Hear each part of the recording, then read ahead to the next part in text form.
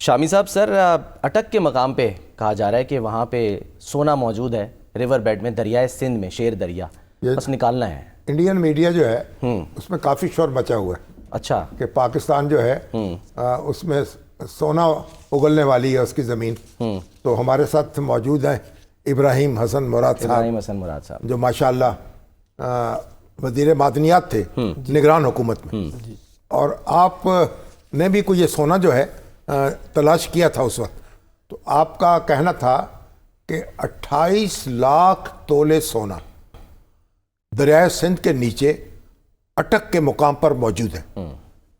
تو یہ حقیقت اسی طرح جی شامی صاحب، یہ بات یہاں سے شروع ہوتی ہے کہ ہمیں ایک دن رپورٹ ہوا کہ تقریباً 40 سے 50 ایکسکیویٹر جو ہیں وہ اٹک میں، جدھر دریائے انڈس جو ہے، ریور انڈس جدھر سے پنجاب میں داخل ہوتا ہے، ادھر لگے ہوئے ہیں اور وہ کوئی ایکسکیویشن کر رہے ہیں۔ تو لوگ جو ہیں جی وہ کے پی کے میں پرائیویٹ لوگ اور پنجاب کے اندر ہی کے پی کے میں بھی اور پنجاب کے اندر بھی اور کے پی کے اور پنجاب کے بارڈر پہ بھی۔ تو ہم نے جب اس کو انویسٹیگیٹ کیا تو ہمیں پتہ لگا کہ وہ سونے کی تلاش میں ہے۔ اچھا، تو سب سے پہلے تو ہم نے سیکشن 144 تلاش میں ہیں، یہ پا چکے ہیں، اور ادھر حاصل بھی ان کو تھوڑا بہت کچھ ہو رہا تھا۔ تو ہم نے پھر جب اس کو انویسٹیگیٹ کیا تو سب سے پہلے تو ہم نے سیکشن 144 کیا ڈپلوائے۔ اس کے بعد ہم نے ایک جی ایس پی کے ذریعے اسٹڈی کرائی، اور اس جیولوجیکل سروے آف پاکستان کے ذریعے ہم نے اسٹڈی کرائی، اور اس میں انہوں نے 127 مقامات سے تقریباً 500 سیمپل کھٹے کیے۔ اور یہ پوری ایک 25-27 کلومیٹر کی بیلٹ ہے جس کے اندر اس کے ڈپازٹ جو ہیں ان کو ملے، اور ان کی یہ ایزمپشن تھی کہ اس میں ایویڈنس ریسرچ اور جو سیمپلز کلیکٹ کیے ہیں اس سے ثابت ہوتا ہے کہ تقریباً 28 لاکھ تولہ سونا جو ہے ادھر موجود ہے، اور آج کی اگر آپ قیمت لگائیں 2,80,000 روپے تولہ تو یہ تقریباً 800 ارب روپے بنتے ہیں۔ اچھا، تو ہم نے پھر کیا یہ کہ 800 ارب روپے کا سونا یہ صرف اٹک کے قریب موجود ہے، اس کے گرد و نواح میں، جی دریائے سندھ کے نیچے 75 مربع کلومیٹر، یہ تقریباً 75 اسکوائر کلومیٹر کا ایریا بنتا ہے، 18,500 ایکڑ ہے۔ ہوتا یہ کہ یہ جب آپ کا پانی آتا ہے دریا سے، پہاڑوں سے، تو اس کے اندر چھوٹے چھوٹے جو گولڈ کے ریزرو اور ڈپازٹس ہوتے ہیں وہ اپنی ڈینسٹی کی وجہ سے آ کے اس مقام پہ آ کے بیٹھ جاتے ہیں، اور یہ کئی دہائیوں سے ہوتا ہے، کئی سال لگتے ہیں۔ اور پھر جب سردیوں کے اندر پانی کا جو بہاؤ جب کم ہوتا ہے تو لوگ پھر ادھر جا کے اس کو ایکسکیویٹ کرنے کی کوشش کرتے ہیں۔ 800 ارب جو ہے وہ زمین کے نیچے دفن ہے۔ جی، تو آپ نے پھر اس کے لیے کیا کرنا کیا چاہیے؟ یعنی اس وقت جو حکومت ہے پنجاب کی وہ تو مالا مال ہو جائے گی۔ دیکھیں اس میں بنیادی طور پہ تو یہ کہ اس کے 9 بلاکس بنے ہیں، اس میں جو ایک بلاک جہاں تک مجھے یاد ہے جو سب سے چھوٹا بلاک ہے وہ 35 ارب روپے کے اس میں سونے کے ذخائر ہیں۔ جو سب سے بڑا بلاک ہے اس میں تقریباً 155 ارب روپے کے سونے کے ذخائر ہیں۔ تو ان کو اوپن بیڈنگ میں لے کے آنا چاہیے، اور ہم نے یہ کوشش کی تھی کہ ہم اس کو SIFC کے پاس لے جائیں، اور اس میں اگر کوئی دوست ملک ہمارا جو ہے ہمیں مدد کرنا چاہتا ہے، اس میں کوئی بہت زیادہ آپ کو جو ہے وہ ٹیکنالوجی نہیں چاہیے، لیکن یہ کہ اگر کوئی فرینڈلی کنٹری ہے جو ہمیں بہتر ہیلپ کر سکتا ہے۔ اور ایک جو اس میں اور بہت جیمز اینڈ جیولری ایسوسیشن والے بھی تو آپ کے پاس آئے تھے نا، انہوں نے بھی تو رابطہ کیا تھا، تو ہم کیوں باہر سے کیوں، مطلب یعنی اگر اس میں زیادہ ٹیکنالوجی یا زیادہ اس میں دقت نہیں ہے تو پھر جو مقامی لوگ ہیں وہی کیوں نہ کر لیں اس میں؟ یہ بہت اچھا آپ کا پوائنٹ ہے۔ دیکھیں کہ پاکستان میں آج بدقسمتی سے جو میجورٹی گولڈ آتا ہے وہ سمگلنگ کے تھرو آتا ہے، اور جو گولڈ اور جیولر ایسوسیشن ہے ان کے لوگوں نے یہی کہا کہ ہم تیار ہیں، آپ ہمیں یہ بلاکس دیں اور ہم ادھر مائننگ کریں گے، اور ہم پاکستان کا برانڈڈ سونا جو ہے وہ بنائیں گے پاکستان کی مارکیٹ کے لیے بھی، اور دنیا میں بھی ہم اس کو ایکسپورٹ کریں گے۔ پھر یہ ممکن ہے؟ بالکل جی، اس میں جو ہے نا ویئر دیر از اے ول دیر از اے وے، اور اس کو میرے خیال سے آگے والے جو سٹیپس ہیں اس میں فوری لے کے جانا چاہیے۔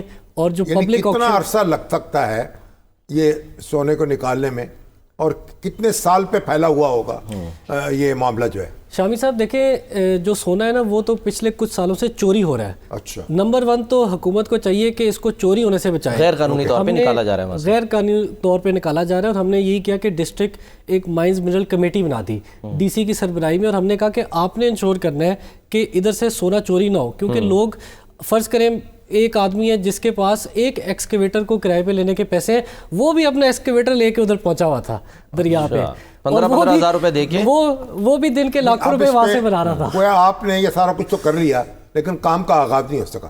اب اس پہ کیسے ہو سکتا ہے, تیز رفتاری سے کام کیسے ہو سکتا ہے؟ اس پہ یہی ہے کہ دیکھیں ہائیسٹ لیول پہ اس پہ میٹنگز ہونی چاہیے, ویکلی اس پہ فالو اپ لیں, اور اس کو جو چیف منسٹر آکشن کے لیول پہ ایڈورٹیزمنٹ اس کی ہونی ہے, اس کا آکشن ہونا ہے, اس کے رولز بننے ہیں, جو اس میں ٹرانسپیرنسی ہے A to Z, جو حکومت نے سپورٹ پرووائڈ کرنی ہے وہ اس کو کرے اور جلد سے جلد اس کو مٹیریلائز کرے. نہیں, حکومت کو تو چاہیے تھا کہ آپ سے رابطہ کرتی اور دیکھتی کہ آپ نے کیا کیا چیزیں ایکسپلور کی ہوئی ہے, اس کو آگے کیسے بڑھانا ہے. یہ تو 1 سال گزر گیا تو ابھی تو کسی نے کچھ کیا. ہمیں تو انڈین میڈیا سے یہ واویلا جو سن کے تو آج آپ کو ہم نے رحمت دی ہے کہ آپ سے بات کریں. انڈین میڈیا کہہ رہا ہے کہ جناب ان کا تو جو بڑی عجیب و غریب باتیں کر رہے ہیں کہ جناب ان کی جو دیوالیہ ہو چکا ہے پاکستان, اس کو سونے کے ذخائر مل گئے ہیں, بینکرپٹ پاکستان, تنزیہ باتیں ہیں, لیکن بڑی تیز رفتاری سے ہم یہ کام کر سکتے ہیں. لیکن کوٹ وہاں پر انہی کو کیا جا رہا ہے, یعنی جو خبر تو انہوں نے خیر ڈیلی پارلیمنٹ سے اٹھائی ہے جو یہاں کا ہے انڈین میڈیا. ہاں بالکل بالکل. شامی صاحب دیکھیں ہمارے پاس یلو گولڈ تو ہے, لیکن اس کے ساتھ ساتھ وائٹ گولڈ بھی ہے جو کہ سالٹ کی شکل میں ہمارے پاس ہے, اور یہ دنیا کا 2nd لارجسٹ ڈپازٹ ہے. ایک جگہ ہے ورچا, صرف ادھر ہمارے پاس سالٹ کا 2 بلین ٹن کا ریزرو ہے. یہ آپ کلر کہار سے تقریباً 40-50 کلومیٹر ویسٹ پہ ہے, اور ادھر آپ اگر جائیں تو وہ $10 کا 1 ٹن بیچ رہے ہیں, اور وہی سالٹ امریکہ کے اندر $10 کا کلو بک رہا ہے. تو پاکستان تو اللہ تعالیٰ نے, ہم کیسا کر رہے ہیں یہ اس میں تو آبویسلی پروسیسنگ کے ایکسپورٹ مارکیٹس کے ایشوز ہیں, اور ہم نے جب پتہ کیا تو انڈین دبئی کے تھرو پاکستان کا سالٹ خرید کے پوری دنیا میں بیچ رہے تھے. تو ہم کیا کام نہیں کر سکتے اس میں؟ دیکھیں بنیادی طور پہ تو پاکستان کو جی آئی جو ہے نا جیوگرافیکل انڈیکیشن جو ہوتی ہے اس کے اوپر فوری طور پہ اسٹرکٹلی اس پہ عمل کرنے کی ضرورت ہے کہ اس کو ڈکلیئر کرے کہ یہ پاکستانی سالٹ ہے. وہ ایک حد تک ہوا بھی ہے کہ اب اس کو ہمالائن پنک سالٹ کہا جاتا ہے, لیکن اس کے ساتھ ساتھ اس کی جو انڈسٹری ہے, جو اس کے اندر انویسٹمنٹ ہے, لوگوں کو کانفیڈنس ملے, اور SIFC بھی اس میں بہت بڑا رول پلے کر سکتی ہے, تو آگے بالکل جو ہے پاکستان اس میں سے کافی ریونیو جنریٹ کر سکتا ہے. مگر یہ ایک اتنی اہم بات ہے کہ اس طرف تو میرا خیال پوری توجہ ہو جانی چاہیے, کان کھڑے ہونے چاہیے ہر ایک کے جس کے پاس تھوڑا سا اختیار بھی ہے. اچھا, آپ نے ایک تجویز یہ بھی پیش کی ہے کہ صوبوں کی تعداد میں اضافہ کر دیا جائے. آج علی امین گنڈاپور نے بھی اس کی تائید کی ہے, یعنی انہوں نے بھی اپنے طور پر یہ بات کہی ہے. تو اس وقت آپ کو کیسے خیال آیا یہ؟ دیکھیں میرا تو کچھ 1 سال کا تجربہ تھا حکومت میں. ہم نے دیکھا, اور میری اپنی ذاتی رائے یہ تھی کہ پنجاب جو ہے جس اسکیل کا صوبہ بن گیا ہے یہ اب ان گورنیبل ہے. آپ لاہور سے اگر سوچیں کہ آپ نے راجن پور کے مسائل حل کرنے ہیں جو کہ 571 کلومیٹر دور ہے, آپ لاہور سے سوچیں کہ آپ نے مری کے مسائل حل کرنے ہیں جس کو آپ کو پہنچنے میں ہی 5-5.5 گھنٹے لگیں گے, تو یہ جو ہے گورننس کا ماڈل ہے ہی نہیں دنیا میں کہیں. آپ ایران میں دیکھیں, انہوں نے 31 صوبے بنا دیے, ترکی کے اندر 80 صوبے ہیں, امریکہ 32 کروڑ کا ملک ہے, ادھر 50 اسٹیٹس ہیں. تو دنیا میں جس طرح آبادی بڑھتی گئی انہوں نے گورننس کو امپروو کرنے کے لیے اسٹیٹس بنا دیں. اب اس میں سب سے بڑا سوال ہے وہ آپ یہ کریں گے کہ صوبے بنا کس طرح سکتے ہیں, لسانیت کی بنیاد پہ بنیں گے, کس بنیاد پہ بنیں گے. تو میں یہ کہتا ہوں کہ جو آپ کے ڈویژنز ہیں آپ سمپلی ان کو پروونس ڈکلیئر کر دیں, آپ کے سارے مسئلے وہاں سے حل ہو جائیں گے. آپ کے ڈویژن کا چیف منسٹر ہوگا. جی اب آپ دیکھیں مسئلہ کیا ہے. انڈیا میں تو انہوں نے کرتا ہے وہ لسانی بنیادوں پہ صوبہ بناتے ہیں اور سمپل ایک ریزولوشن آتا ہے لوک سبھا کا اور صوبہ بن جاتا ہے. پاکستان میں انہوں نے اتنا کمپلیکیٹ کر دیا پروسیس کہ 2/3 میجورٹی پہلے تو اس پروونشل اسمبلی کی ہونی چاہیے جو صوبہ جہاں بنے گا, اس کے بعد پھر کانسٹیٹیوشن میں امینڈمنٹ ہو, 2/3 اکثریت پھر چاہیے. تو اس وجہ سے یہ اتنا مشکل پروسیس ہو گیا ہے. اس کا کیا علاج ہے؟ اس پہ تو یہ دیکھیں سیاسی جماعتوں کو یہ دیکھنے کی ضرورت ہے کہ ملکی مفاد مقدم ہے یا اپنا سیاسی مفاد مقدم ہے ان کو.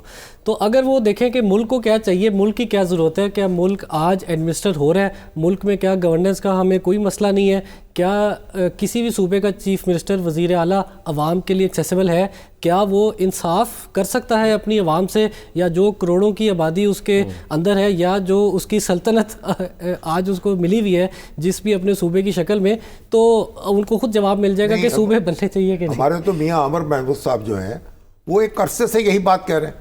انہوں نے تو باقاعدہ ایک اس پہ تھیسس لکھا ہے, یعنی پورا ایک مقالہ ہے تحقیقی, اور جس پہ اس بات کا زور دیا ہے. اور آپ نے بھی کئی ملکوں کی مثالیں دی ہیں اپنے بیان میں. تو بات یہ ہے, مگر اصل مسئلہ یہ آ جاتا ہے کہ صوبے بنائے کیسے جائیں. جنرل ضیاء الحق کے دور میں جب انہوں نے ایک کمیشن قائم کیا نا مولانا ظفر احمد انصاری کی قیادت میں، تو اس کمیشن نے یہ رپورٹ کی تھی کہ جناب آپ صوبے جو ہیں ان کی تعداد میں اضافہ کر دیں، لیکن پھر جنرل وہ اس وقت مارشاء اللہ کے ذریعے کام ہو سکتا تھا کہ صوبے بنا دیے جاتے، پھر آنے والی اسمبلی جو ہے اس کو منظور کر لیتی، جو بہت سی دوسری ترامیم ہوئی تھی، لیکن وہ نہیں ہو سکا۔ تو بلکہ یہ ہوا کہ ایک دفعہ تو ایک میٹنگ تھی، اس میں جنرل ضیاء الحق سے بحث شروع ہو گئی اس بات پر کہ صوبے بنانے چاہیے کہ نہیں۔ تو ہمارے تمام جو سینئر ایڈیٹرز موجود تھے انہوں نے کہا نہیں بہت دیر ہو گئی ہے، اب آپ الیکشن کرائیں۔ تو مگر جب میری باری آئی تو میں نے کہا آپ صوبے بنا دیں ہر قیمت پر۔ اچھا، تو انہوں نے ایسے پیچھے ہو گئے اور ٹھنڈی ہوا پری، کہا کوئی بندہ ہے خدا آئے تو یہ صوبے بنائے۔ تو میں نے کہا جناب آپ ہی بندے بن جائیں۔ تو ان کا بات یہ تھی کہ جب آخری ہوا نا، یہ 84 کی بات کر رہا ہوں، تو اس وقت اگر ان کو خیال پہلے آ جاتا پھر وہیں کے وہیں معاملہ رہ گیا۔ تو اب جو سیاسی جماعتیں ہیں ان کو اس پہ کنسنسس کرنا چاہیے، غور تو کرنا چاہیے نا۔ اب اس میں دیکھیں ایک جو سب سے بڑا ایشو ہے وہ ہے کچھ علاقوں کی ڈیپریویشن کا۔ اب کچھ سالوں تک ساؤتھ پنجاب کی جو پاپولیشن تھی وہ 33% تھی، بجٹ اس کو 21% ملتا تھا اور اینڈ میں ڈسپرس ہوتا تھا 6%۔ تو اس علاقے کے جو لوگ ہیں ان کو محرومی کا احساس ہوا اور انہوں نے آواز اٹھائی۔ لیکن یہ کہ یہ ہر علاقے میں یہ ایشو ہے کہ آپ لاہور کے اندر پورے پنجاب کا بجٹ لگا دیتے ہیں، آپ جو ہے وہ انٹیریئر سندھ میں پورے سندھ کا بجٹ لگا دیتے ہیں اور کراچی کو آپ نہیں پوچھتے۔ تو اس طرح کے جو مسائل ہیں ان کا بھی حل اسی میں ہے کہ جب صوبہ ہوگا تو آپ نے NFC ایوارڈ بھی کوئی نیا ڈیزائن نہیں کرنا، جو جس کی آبادی ہوگی اس کو وہ اس کے پیسے اس کے وسائل مل جائیں گے اور وہ ادھر ہی لگیں گے۔ یہ نہیں ہوگا کہ آپ کے پاس ادھر اربوں خربوں روپے کے ایک ہی شہر میں ساری انویسٹمنٹ ہو جائے اور باقی سب جو ہے وہ محروم رہیں۔ وسائل کی تقسیم جو ہے وہ تو صوبے بنائے بغیر بھی ہو سکتی ہے کہ اگر آپ اپنے NFC بنا دیں، NFC ایوارڈ جو ہے صوبے بھی بنا دیں NFC کے لیے، تو وہ اس میں تقسیم کر دیں وسائل کو ضلعوں کے اندر، مگر ایسا ہوتا نہیں ہے۔ دیکھیں یہ اگر شامی صاحب آپ کا اچھی تجویز ہے، لیکن اگر یہ ہو بھی جائے تو پھر بھی ان کو ریلیز کروانے پیسے اپنے لاہور ہی آنا پڑے گا۔ تو یہ جو سمجھے کچھ لوگ کہتے ہیں تخت لاہور ہے یا باقی جو صوبے کے جو ہر جگہ تخت ہے نا، تو یہ تخت پشاور ہے، تخت لاہور ہے، اس سے تخت سندھ ہے جی جو کراچی میں ہے، اس سے محرومیاں بڑھ رہی ہیں اور عوام جو ہے تخت کوئٹہ بھی ہے۔ جی بے شک بالکل ایسا ہی ہے۔ تو اس سے دیکھیں کہ محرومیاں بڑھ رہی ہیں اور عوام جو ہے وہ پس رہی ہے، اور جو پاکستان کی فیڈریشن ہے سب سے جو اہم بات ہے وہ یہ کہ پاکستان کی فیڈریشن اس سے کمزور ہو رہی ہے۔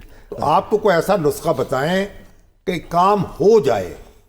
انشاءاللہ میرے خیال سے تو سیاسی لوگوں کا کام ہے، ہم تو تھوڑا سا ایکسپیرینس رکھتے ہیں، تجربہ رکھتے ہیں، کچھ خیال ہے تو ہم نے شیئر کیا، لیکن میرے خیال سے سیاسی لوگ بیٹھیں گے تو ضرور اس کا حل نکال سکتے ہیں۔ تو غیر سیاسی افرادی مل جائیں، وہ مطالبہ شروع کر دیں۔